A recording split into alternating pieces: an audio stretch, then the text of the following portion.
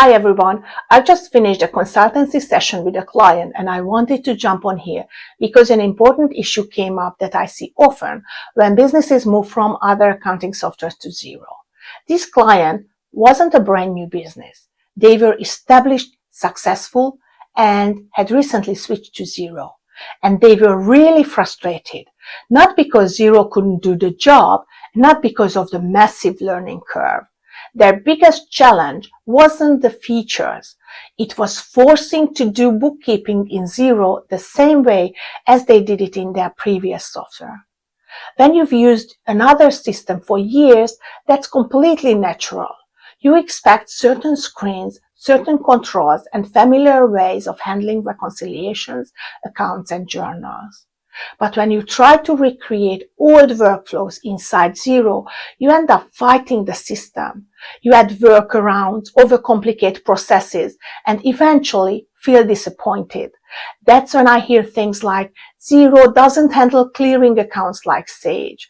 The reconciliation screen feels incorrect compared to QuickBooks. Why can't I journal directly to trade payables like in Mayob? But to be honest, that's not actually the problem. Xero isn't designed to replicate other accounting software. It is built around a different way of handling bookkeeping with its own logic and features. And this is the key mindset shift here. Your job is not to make Xero behave like your old system.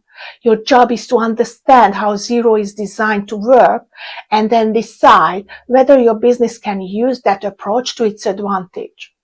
So instead of asking, how do I make Xero do what my old software did? Start asking, how does Xero handle this and how can my business benefit from that? And to be fair, moving to Xero is not always the right decision. There are industries and situations where another platform is a far better fit. Sometimes the right decision is to stay with the software you already know. And sometimes the right decision is to accept that Xero works differently and lean into that difference. That's not failure.